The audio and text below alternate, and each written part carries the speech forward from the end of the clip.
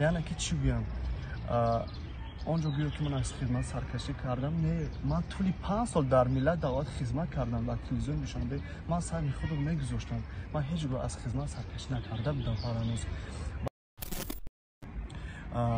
با شرافت دوستانی که من جونیشون میگفتم یعنی که یک بردن نان رو من با آنها میخوردم همیشه آنها در کنار من بودن با شرافت آنها من به صف قوه مسلحه کشور شامل شدم تشکر زیاد به شما که شما هستید که ما زنده ایم شما هستید که ما مبارزه میبریم در زندگی شما هستید که میگویم که بی‌ترس از دوستان شغال صفته که در صورت شعر نر خود رو بنه که معرفی میکنند و با تو فرانوز من راستی بای عاشق شدم همین یک مرتبه عاشق شدم یعنی که عشق ما به خوبی انجام نیافت من در اینجا کی را میبینم این قدر با شجاعتمندی سخن میگوید آن ابروان پیوسته تو را که به مانند پوپک جواری است از بین دو تقسیم کرده راه یعنی نقب کشایم آن چشمان آلوچه مانندت را باشد با مانند آهوی مست میگردانم سلام عرض میکنم به همه شما تماشابینان و مخلصان سامانه فرهناز لایف مدتی چقدر وقت بود که من برنامه رو برای شما صحبت آزاد نمیکردم زیرا از بین مخلصان برنامه ها خیلی دور بودم و امروز خواستم که یک نفر را که دعوت کنم در برنامه خود و صحبت آزاد نمایم که بسیاری از مخلصانش را انتظار هستند زیرا بعد از 1 سال که در بین مردم نبود از برنامه و از آن همون ترانه های خود دور بود و انیقترش در خدمت وطن مادر بود و همه شما از این آگاه دارد و بعد از 1 سال برگشت با سر بلند با آن همان دفترچه حربی که در دست مردانوار در دستش گرفت و امروز برگشت به نزد ما و شما و خواستیم در برنامه دعوتش کنیم برایش با او با تمامی از مخلصان که چی میخواهد چی آرزو دارد و چی نقشه ها دارد و انیقترش چی بود لحظه های در 1 سال سپری گشته در خدمت وطن مادر و صحبت میکنیم سوال ها رو برایش میدیم و نگفته نماند که ما با شاروخ اسماعیل از سال 2017 این جانب شناس هستیم و همکار هستیم همکسب هستیم و در یک جا همکاری میکردیم در تلویزیون دوشنبه همچون ژورنالیست البته بسیار برنامه های خاطرمان داریم یک جا و در این برنامه من دیگر برنامه ها رو برای شما نشان میدیم انیقترش مهمان برنامه ما هستند ژورنالیست تلویزیون دوشنبه شاروخ اسماعیل شما را خوش آمدید میگویم به برنامه امروز ما بسیار سپاس فرهناز بسیار هم گرامی تشکر زیاد که من رو فراموش نکردید با برنامه خویش دعوت کردید و امروز خیلی خوشحال هستم که باز در روپروی شما هستم در روپروی دوربین ها با بینندگان عزیز هستم که ما واقعا هم با بینندگان یعنی که خود رو تصور کردن نمیتونه و همه زحمت تلاش ما بهر تماشابین عزیز است خوب امروز اومدم که یک صحبت جالب یک صحبت آزاد رو با هم گذرانیم ابراز نظر نماییم خب میبینیم که چی میشه در ادامه خب سلامت باشه شاروخ اولا سوال من همین است که چی باعث گشت که مخصوصا انتخاب کرده کسب ژورنالیستی را تشکر فرهناز برای سوال این گونه بود فرهناز که من از خورده آرزو میکردم که سرگرده شوم زیرا که پدر من کریموف اسماعیل دانشکده صنعت و فرهنگ میرزا ترسونزاده رو شعبه یعنی که 6 مقام رو ختم کرده است و زیاد از دوستانم میدونند که من در آغاز طلایی اشتراک کرده بودم و زیاد از آن نفرانی که با همراهی ما بودند امروز در صحنه هنر مقام مرتبه خویش رو پیدا کردند ولی از حسابی که من از دور سیمی آواز طلایی افتیدم زیرا که اویله ما در اون و خیلی زیاد کوشش کردن که من جای نمایندگی رو اشغال کنم از حسابی که من از سیمی دور افتیدم و والدین گفتن که کسبت رو عوض میکنیم و من در این برابر زیاد در چهاربینی های مکتب باعث برنده راوی برآمد میکردم و از خورده تلویزیون رو تماشا میکردم ژورنالیستان برجسته رو از آرزوی سایف بختاور جمشید بابو جان دلافروز کامیل و فاروق صابرزاد наргиз раҳматшоева устоди азизам ва зиёд аз нафаронро медидам ва ман боис гашт ки касбамро иваз кунам соҳаи журналистикаро интихоб намоям ва ҳамеша ҳақиқатнигор бошам ва баҳри мардуми азизи хеш хизмат кунам. саломат бошед.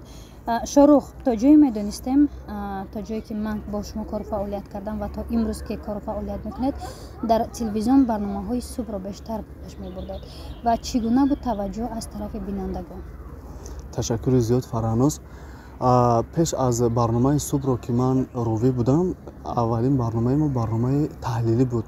мавзӯъҳои мубрами рӯзро пешниҳоди бинандагон мегардондем ки хеле тамошобини зиёд дошт. аз кадом барномаҳо буданд? Барномаи фарбеҳӣ буд, ҷарроҳии пластикӣ буд. чӣ боис мегашт ки мисол падару модаронро фарзандон ба хонаи пиронсолон мебаранд. умуман мавзӯе ки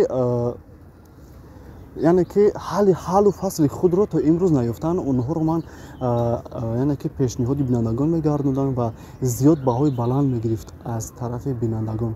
ва баъд аз он барномаи фарҳанг дар чорабиниҳои телевизиони душанбе ба ҳайси ровӣ, дар соли наврӯз дигар ҷашнҳое ки бошукӯе ки мо дорем, истиқлолият ва баъд аз он тӯли 1.5 сол ё ки 1 сол буд ба ҳайси ровӣ дар барномаи фарҳангии фароғатии субҳи душанбе фаъолият доштам ки зиёд бинандагон манро аз рӯи барномаи субҳи душанбе шинохтанд. беҳтарин. метавонед ки ман як порчае аз ҳамон барномаи субҳи душанбе пешкаши мухлисони ман гардонед? чаро не, тӯли 1 сол дар рӯи эфири телевизион навдон хай кӯшиш мекунам. субҳи мусаффои диёру бинандагони бисёрам азизу гиромии телевизиони душанбе барои шумо ба хайру шодӣ мегӯям. нукта намонад ки барномаи субҳи душанбе аст. пешниҳоди шумо аз телевизиони душанбе дар навбат аз бахши машқҳои падарӯзӣ бо ҳам тамошо мекунем. баъдам бошад барномаро давом медиҳем. саломат бошед. ҳамон лаҳзаҳое ки дар субҳ запис мекардӣ ба ёдам омад. шорух, мехоҳам ки як чизро ёдовар шавем якҷо ва барои мухлисон бигем. ёд дорӣ ки соли 2018 вақте ки соли 2018 тамом мешуд, соли 2019 медаромад, якҷо як барномаи солинавӣ карда будем ва порчаҳои ана ҳаме ки якдигарро масхара мекунем, якдигарро ана ҳаме ба қавле ки шӯхиомез мекунем, порчаашон барои мухлисон мегузорам. ба ту як савол дорам. худатро дар соли нав чӣ гуна дидан мехоҳӣ? шоҳрух, чун ман бонӯ ҳастам, бонувон ҳамеша зебоянд, зебоиро мепарастанд ва зиёд кӯшиш мекунанд бонувон ки ҳунареро омӯзанд. ман низ дар соли нав мехоҳам худро дар симои пардозгар, яъне ороишгар бубинам. ваҳ ваҳ ваҳ. ҳунари пардозгарии ман аз дигарон бо як чиз фарқ мекунад. ман ҳам занҳоро ороиш медиҳам ва ҳам мардонро. ман дар ин ҷо киро мебинам ин қадар бо шуҷоатмандӣ сухан мегӯяд? он абрувони пайвастаи туро ки ба монанди пупаки ҷуворӣ аст, аз байн ду тақсим карда роҳ, яъне нақб кушоям. он чашмони олучамонандатро бошад, ба монанди оҳуи маст мегардонам. бо дидани ин манзара кас, яъне духтарон, бо ту хоҳиши селфи карданро мекунанд. о худамро дар филмҳо тасаввур кардам. Фаранӯз, ман туро мешиносам. ғайр аз таърифҳои тасаввурият ва дар имо, вайбер, инстаграм кор кардан, аз дастат ягон кор ба фикри ман ки намеояд. ту маро чӣ хаёл кардӣ? 10 панҷаам ҳунар аст. ман нафаҳмидам, инсон 2 панҷа дорад ё ин ки 10 панҷа? ин қадар маро гуфти Шоҳрух, ту дар соли нав худатро чӣ гуна дидан мехоҳӣ? ман худамро мехоҳам дар симо яке аз сарандаҳои машҳур ва чашмонамро сахт пӯшида бо ту дуэт сароям дар як саҳнаи барҳаво. то ту дар саҳна бо чашми пӯшида суруд месароӣ, то чашматро мекушоӣ ки дар саҳна на ман қарор дораму на тамошобин. ман мехоҳам ки то хуб яъне ки сароидан ёд гирифтам, чашмонамро дар саҳна сахт бипӯшам ва он вақте ки ба хубӣ ёд гирифтам, баъд чашмонамро калон кушода ба бинонда менигарам. ай бачаҳои Тоҷикистон, Ӯзбекистон, Қирғизистон, Осемона, бачаҳое ки документкунӣ меран, ҳуҷҷаткунӣ меран, барои Қазоқистон гузаштан, янзомсоз аст. мобайна беса мобайна. Қазоқистон меран, граница мегирад, тамоя меран, документ мекунан, ҳуҷҷат мекунан. Инаи марҳамат, инами аки ҷурабе камеове, номрош дар видеоролик ҳаста ютубда, номрош агире мардак, бисёр мардак хуба, чақона, бе ягон маъмул коротон буд мешад, мере сарҳад, кинҷакак мере сарҳада мегузаре, хулоси гап بشه میگیره پاسپورتون رو با اون در جای استقامتون میرسونه همتا یکون کمبودی خمانه دیده بچه یکون کمبودی دیده داره رادا چخل اومده پول داده یگان جدا نداده همین همشه گرم زنید گرایی ساده چخل گذاشته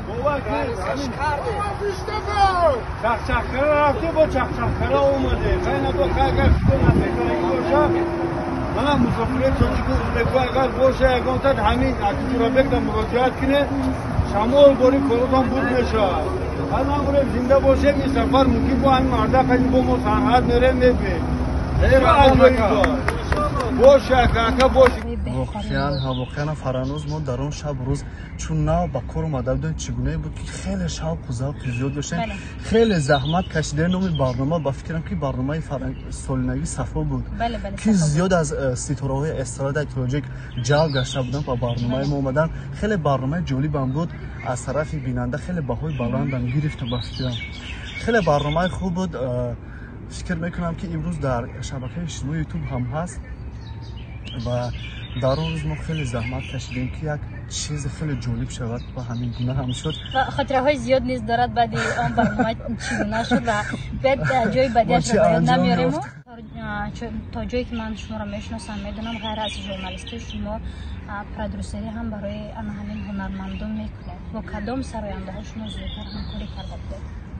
راستی من نگاه رژیسوری هم دارم کارگردانی هم دارم در برابر رژیسور پرودوسر بودن همچنین شعر ترانه نیز ایجاد میکنم چگونه که بینندگان میدونند با فرزانه فیض هم هنرپیشه هستند در فیلم بیودخور هم میکنیم نقش‌آفرینی کردن که همه خورد کلان کس رو میشناسند در فیلم بدیل نقش‌آفرینی کردن همچنین سرانه خوب هم نیز هستند طول یک سال با اون کس همکاری کردن با از پرودوسر و همچنین با محمد جان میرزویف یک هنرمند بسیار جوان خیلی آواز خوب دارن که امروز با جانش نگاه نکرده تماشاگران خود رو دریافت کردن یک چند شعر و سرود من رو اون کس به شکل هم درآورده سراییدن که خیلی بهای بلند نیز گرفته است و یک چند شعر و ترانه های هم نیز دسترس سراینده ها گشتند ولی نمیدونم که چون سراییدم نمیدونم تو یک سال نبودم در بین هنرمندان عموما در شو بیزنس در تلویزیون نمیدونم و زیاد ترانه ها نیز ایجاد شده است که میتونم که با هنرمندان پیشنهاد کنم به شکل آهنگ درآورن و پیشنهاد پیشنهاد خب شروع خوب گپ زدیم از کار فعالیت از حیات خود بعدا میگذاریم به عمیق‌تر سوال‌های جدی که به شما میگم طول یک سال هم مخلصان هم مردم همه ما آگاه داشتیم که طول یک سال شما را به صف قواهای مسلح بردن یعنی که شما بس وطن مادر خدمت کرده اومده و میگفتید که چگونه بود اما همین یک سال سپری گشته در خدمت وطن مادر و چی توصیه میدید برای انا همان جوان مردانی که امروز باید خدمت به وطن عمیق‌ترش فرانوز یک چیز رو خاطر کنم که خدمت در صف قواهای مسلح کشور برای هر یک شهروند برای هر یک جوان با آرام و ناموس این سرزمین این کشور قرض فرزندی است هر یک نفر باید که در صف قوای مسلح خدمت کند یعنی که قرض جوانمردی خود رو ادا کند خدمت در صف قوای مسلح برای من خیلی خیلی جالب بود زیاد یعنی که من رو میشناختم قدر میکردن احترام میگذاشتن خیلی خیلی خاطره های گوارا دارم از خدمت چقدر از مناطق جمهوری من دوستان زیاد پیدا کردم و من مینداری خود را با وزارت مدافعه آن نفرانی که همراه من طول یک سال بودن میرسونن که من رو تنها نگذاشتن دلبرداری میکردن همیشه با من بودن حضر شوخی میکردیم سرودخوانی میکردیم در چرابینی های قسم حربی فعالانه اشتراک میکردم و من فخر از آن میکنم که با سر بلند امروز خدمت را адо кардан ба назди падару модари хеш, ба назди волидайн, хешу табори хеш, авлоду аҷдод баргаштам. خب بهترین و میگفتید که چون شما از خدمت برگشتید و در سامانه‌های اجتماعی خود یک چند عکس‌ها رو پرداختید با آن همان دفترچه حربه خود و بسیار سخن‌های قبیح از طرف بعضی انسان‌ها، البته از بین هزارها که تعریف و تصنیف و حتی تبریک هم کردن، ولی از بین اینها بودن نفرانی که برایشون سخن‌های قبیح گفتن. چگونه شد آن همین بعد چگونه قبول کرده چون این سخن‌ها را؟ برای چی که اینقدر گپ و چپ زیاد گشت میان مردم؟ یک چیز رو فرانوز باید من قید کنم که وقتی من به صف قوای مسلح شامل شدم در شبکه‌های اجتماعی بسیار هنگامه‌ها برانگیخت، گپ و کلاچوهای زیاد شد. این یعنی که چی بگم به مردم تاثیر رساند. با حالت روانی من خیلی تاثیر زیاد رسوند.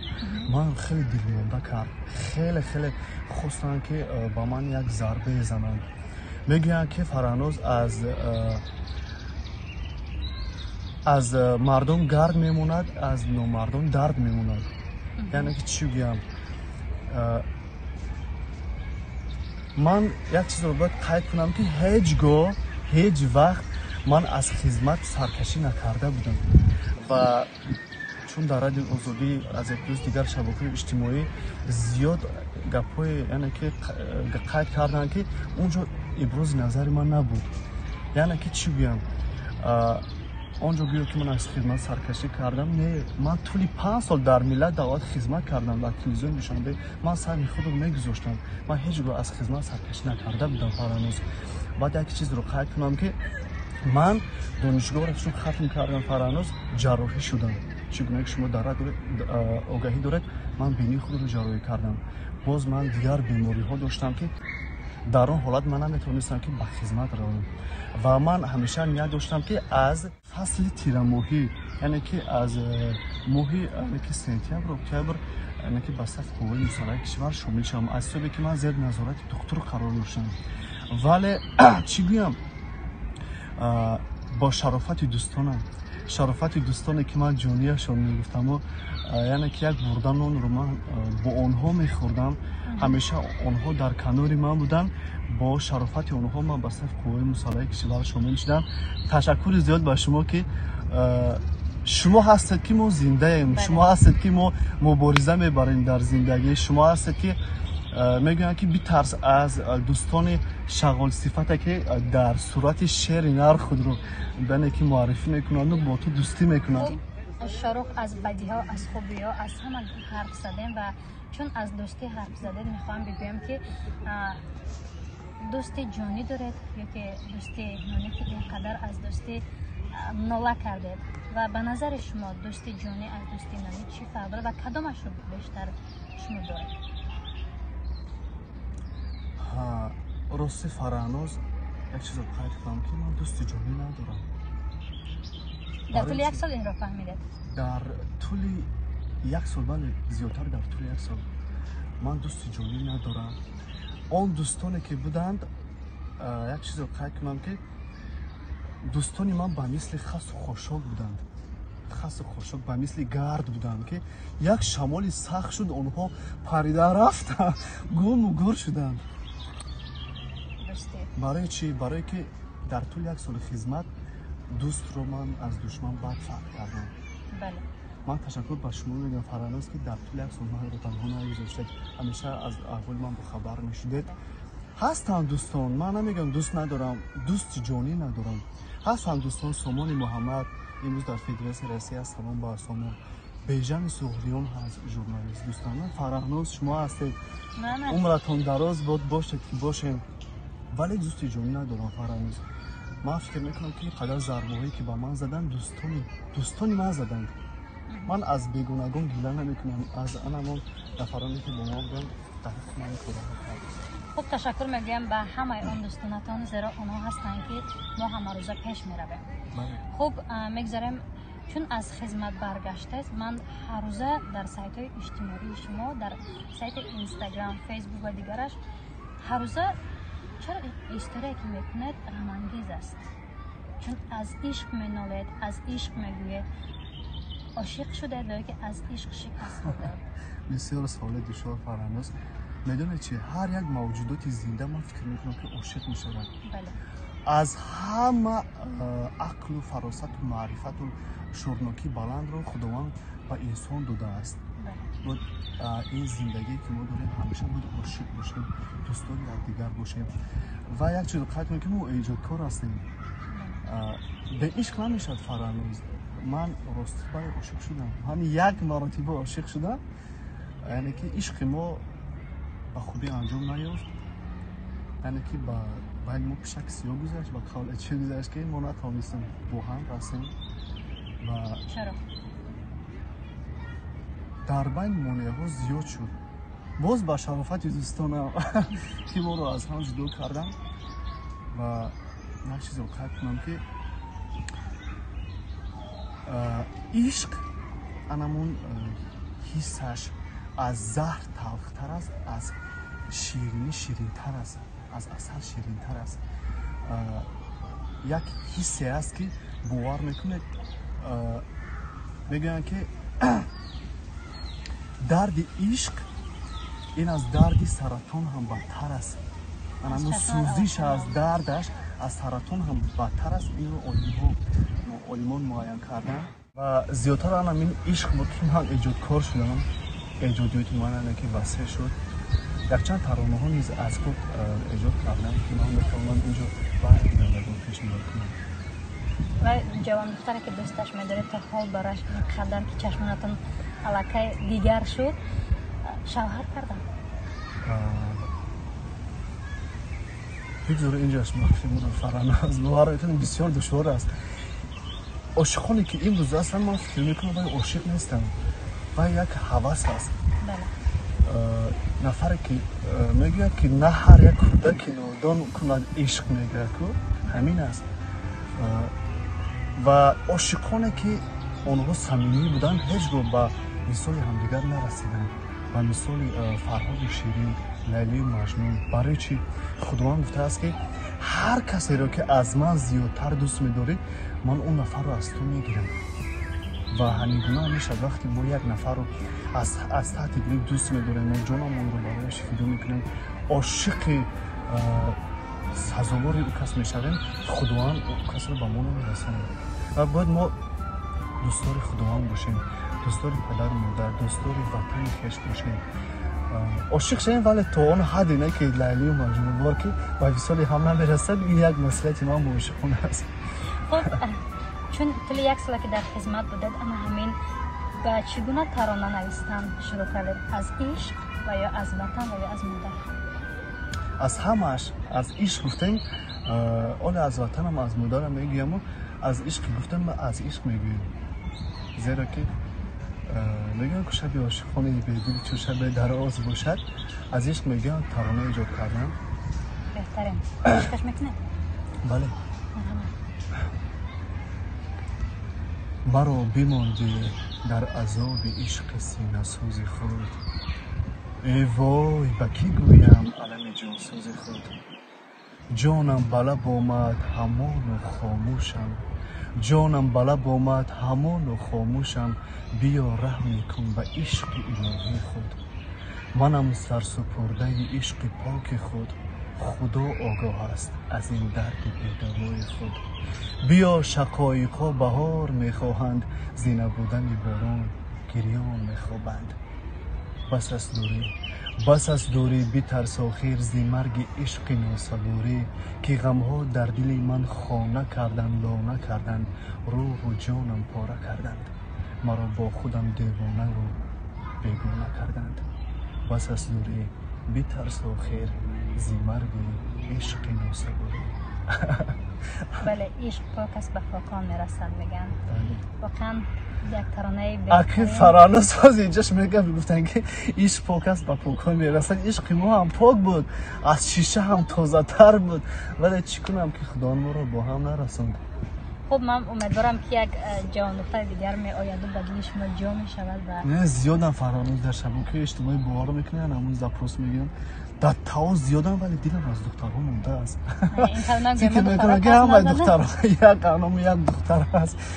خب از عشق گفتیم، از محبت گفتیم، از وطن گفتیم، از دوستی گفتیم، از همه این حرف زدیم و بیاید در آخر برنامه، در فرجام برنامه فکر و اندیشه های خود را بهر بینندگان ما ابراز داشته باشد.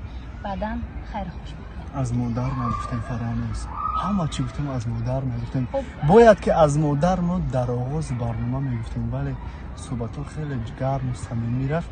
باید از مادر بگیم، زیرا که مادر این گوهر منوبت در زندگی ما.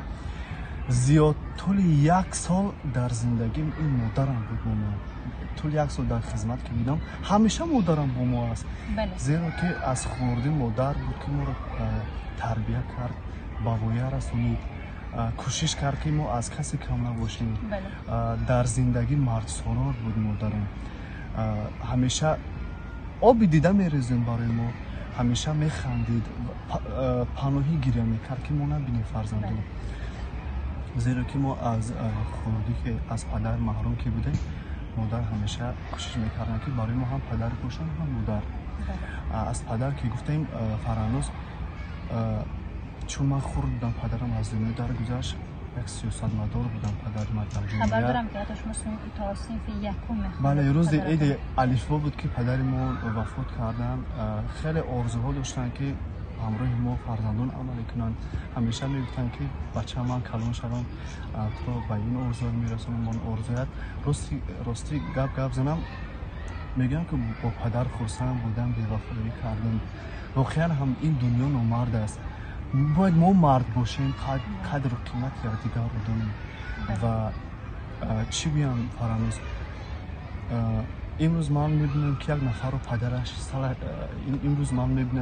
رو پدرش سرش رو سیله میکند، گوار میکند، رشک میکند، خیلی علم میکند که شاید که من هم پدر میداشتم امروز، شاید که امروز که من همه چی رو با زحمت خودم به دست آورده ایستادم، شاید که پدرم میبود همه چی رو برای من تحفه میکرد.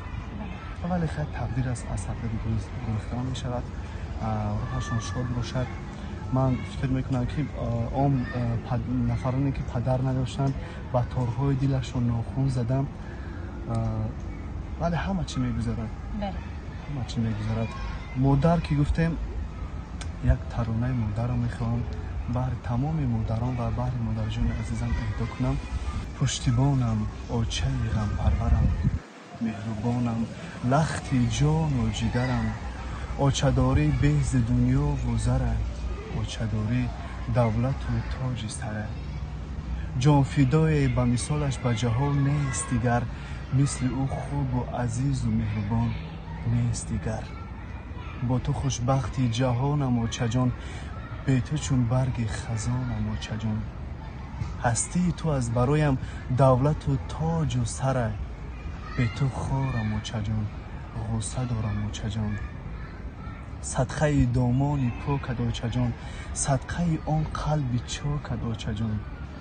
یک ستون در میان خانه ویرانه ام، تکیه‌گاهی آچه جان، نور راهی آچه جان. یک استوری خیلی کوتاه، یک تاریخ خیلی کوتاه که به سهم شما میرسونم. هر وقتی من به تعطیل می اومدم از خدمت و از این طرف رفتم، باور میکنم دست پاچه‌ام خورده میشد. یک روز مادرم، من میگفتم که مادر جان من خودم میرم تاکسی ها رو میدم شتا با قسم حبیب برمیگردم.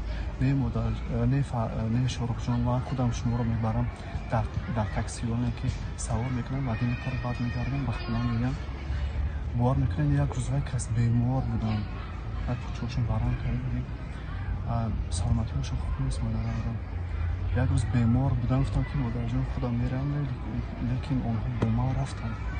در سخاوت بودم. من گفتم امنا که در برنامه خدمت کردم در صوبه پیش ملت. ما ندونستیم که تاکسی ها در غره از 46 میرود. ما با سخاوت رفتیم. گفتم که مادر جان شما از این تاکسی شنید به خانه برگردید. گفت که نه، من تا خودم شما رو نبرم سوار نکنم نمیروم. بعد که اوچه جان خیلی اینجا تاکسی میشنیم تا اونجا هم تاکسی 10 تومان میشود. میرید با شما برم. میگفت رو صحبت کنم میریم. بعد رفتیم اونجا تاکسی ها بودن. در تاکسی ها شنوندن من رو. تاکسی آدم نداشت. در اونجا ایستادم. گفتم که харавед модарҷонохи ман меравам охи шумо аз саҳар ҳамроҳи ман ҳастед намереед шумо ба хонаи хонагиё хотир мешаванд не мегуфт бачаам хи дуом дудаку гуфт ки худо ба сари баланд хизмата буд ки ба назди ман баргардӣ гуфтам раҳмат бачаҷонра ҳамин хел ба мер ҳамин хел як дилшон пур шуда фаранӯз ҳамин хел дилшон пур шуда намеравам онҷо истидем гуфтем ки ин қавчаҷон ма бузургда ки намеравам мегӯм о чараве наистем вай кас онҷо истидем то дуом додам ҳамон нарафтанд ҳамроҳи ма шитанд то нисфи раҳ омаданд баъд аз он ҷошта рафтанд воқеан ҳам бояд мо модаронро имрӯз ки ҳастанд қадр кунем имрӯз мо пайкор меравем пай дӯстдухтар пай дӯстписар меравем пай як кор анҷомамон модарони хешро фаромӯш мекунем воқеан ҳам дунё хеле кӯтоҳ аст имрӯз мо чашм мепӯшем умри мо меравад имрӯз ки модарҷонҳо ҳастанд ба қадру қимати он кас бирасем хизмати эшонро кунем модарҷон ман шуморо хеле зиёд дӯст медорам қурбони хоки паят мешавам خب از این پس میگویم که در رسانه‌های اجتماعی من خود در اینستاگرام خود در سایت یوتیوب میتوانید که چیزهایی که شروع میخواهد خود ترانه خود دیگر چیزهایی هست میتوانید که زود از سایت های من تماشا کنید و میخوام که در آخر که در انجام توصیه آن کس را برای مخلصان فهمیده باشیم بعدا تا برنامه‌های دیگر مرحبا فرانوز میدونید که در فرجام برنامه چی میخوام میخوام که همیشه در تاجیکستان سال استقلالی ما صلح و ثبات یعنی که پایدار باشد پرچم ما همیشه پرافشان باشد چی میخوام همیشه ارزانی باشد میخوام که آن دلداده‌ها عاشقان به وصال هم برسند میخوام که همیشه یتیمان شاد و خرسند باشند میخوام که هیچ گاه مادر تاجیک چشمشون آب دیدار نبیند همیشه در چهرهشون خنده و وعده باشد میخوام که